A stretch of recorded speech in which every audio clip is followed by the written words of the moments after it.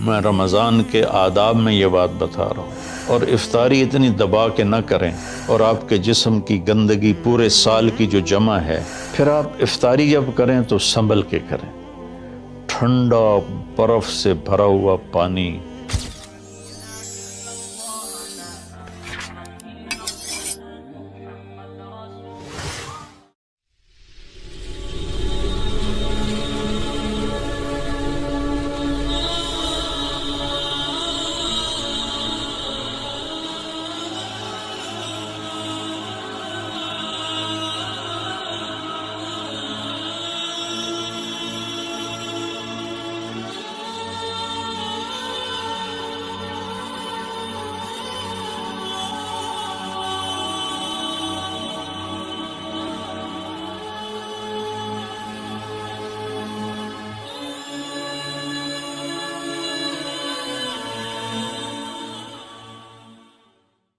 جس کو رمضان ملے وہ روزہ رکھے۔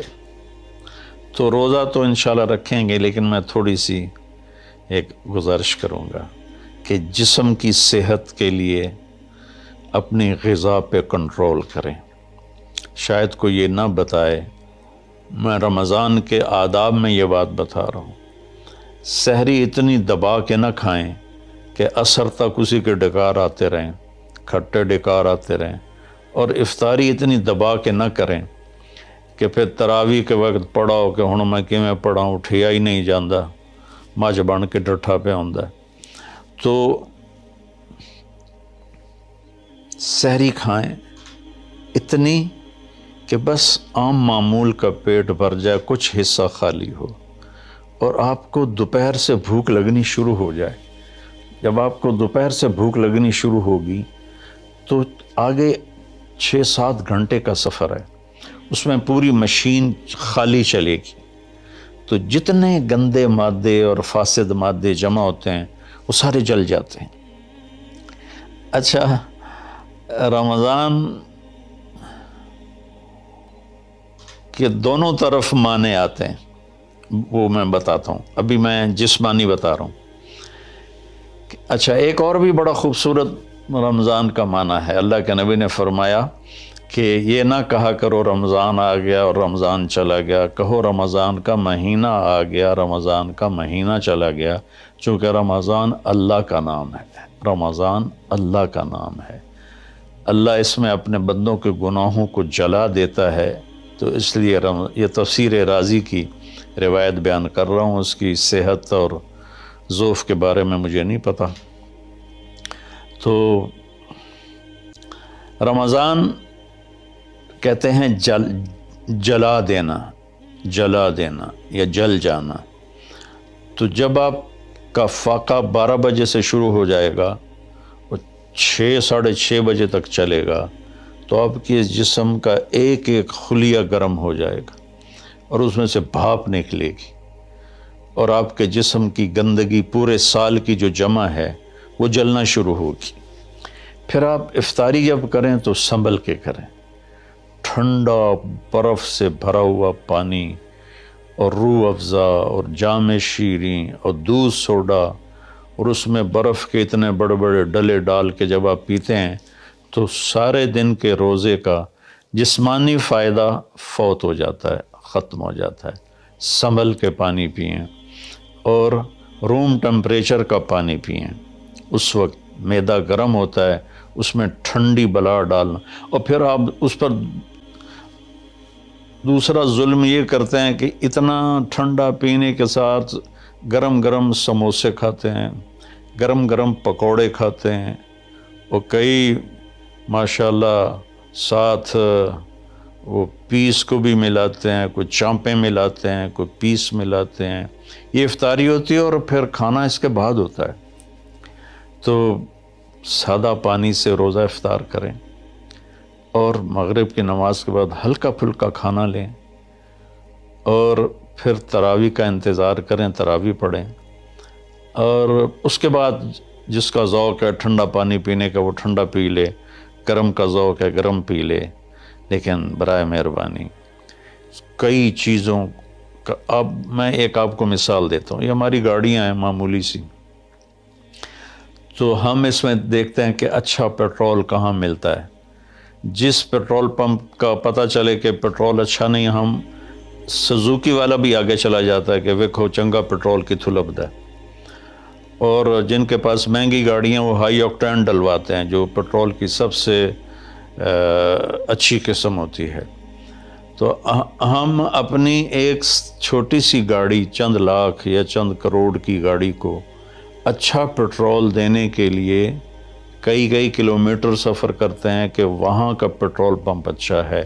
اور یہ جو گاڑی ہے جس کی آنکھ کا یہ ابرو کا یہ جو پپوٹے کا بال ہے، یہ اگر گر جائے تو ساری دنیا مل کے نہیں دے سکتی. ایک ناخن اگر گر جائے تو پوری دنیا مل کے وہ ناخن نہیں دے سکتی. کون چاہتا میں گنجا ہو جاؤں؟ ایک بال گرتا ہے تو پوری دنیا کی طاقت مل کر وہ بال واپس نہیں لا سکتی. تو اس کو ہم گندی سے گندی چیزیں کھلاتے ہیں. کچوریاں کھا رہے ہوتے ہیں، قتلمے کھا رہے ہوتے ہیں کہ افطاری ہو رہی. تو اللہ کے واسطے ٹویوٹا گاڑی میں صاف پیٹرول ڈلواتے ہو اور اس خوبصورت گاڑی میں گند بھر دیتے ہو، سموسے اور پکوڑے اور دودھ سوڈا اور جام شیریں اور روح افزا اور 7 اپ اور ٹھنڈے پانی، سکنجبین، اور اس کے اوپر پھر مرغے کے پیس اور چانپوں کے پیس، اور ابھی کھانا بعد میں کھانا ہوتا ہے. تو مہربانی کریں اپنے جسم کی صفائی کریں، اعتدال سے کھائیں. افطاری بھی اتنی کھائیں کہ آپ کی بھوک باقی ہو. تو آپ آرام سے تراویحیں پڑھ لیں گے. تو تراویح پڑھیں، پھر اس کے بعد آپ آرام کریں، جلدی سے سو جائیں. اور بعض نوجوان ساری رات جاگتے ہیں، ٹھیک ہے کوئی بات نہیں، جاگیں، کوئی نفل بھی پڑھ لیا کریں، کچھ اپنی گپ شپ بھی کر لیا کریں. اور پھر سحری ایسی کھائیں کہ اب اس میں پراٹھے پک رہے ہوتے ہیں اور ہر گھر سے پراٹھوں کی خوشبو آ رہی ہوتی ہے. تو پھر پراٹھوں کا بوجھ اپنے اوپر نہ ڈالیں، سادہ روٹی کھا لیں، سادہ سالن کھا لیں. تو پورے مہینے میں آپ کے پوری باڈی کی اوورالنگ ہو جائے گی. یہ تو جسمانی فائدہ ہو گیا. روحانی لحاظ سے کیا ہے؟ شہر رمضان، رمضان جل جانا، جلا دینا، رمضان کا مہینہ. اس لیے اللہ کے نبی نے کہا، یہ کہا کرو ماہ رمضان آیا اور ماہ رمضان گیا، کیونکہ اللہ آنے جانے سے پاک ہے. تو اللہ کا نام رمضان ہے. یہ امام راضی کی روایت ہے. تو یہ نہ بھی ہو تو رمضان میں جلنے کا مطلب کیوں ہے؟ اسی مہینے کے ساتھ کیوں ہے کہ ہر روزے کے ساتھ اللہ اس کے گناہ معاف کرتا ہے، اس کے گناہوں کو جلاتا ہے، اس کی بھوک کی آگ میں جلاتا ہے، جلاتا ہے، جلاتا ہے. آخری روزے اللہ تعالیٰ کیا کرتے ہیں کہ اس کے سارے گناہوں کو جلا کے راکھ کر دیتے ہیں اور اپنی رحمت. اچھا، رمضان کا مطلب بارش بھی ہے. جو سبحان، عربی بھی عجیب زبان ہے. رمضان کا مطلب بارش بھی ہے. رمضان کا مطلب اگر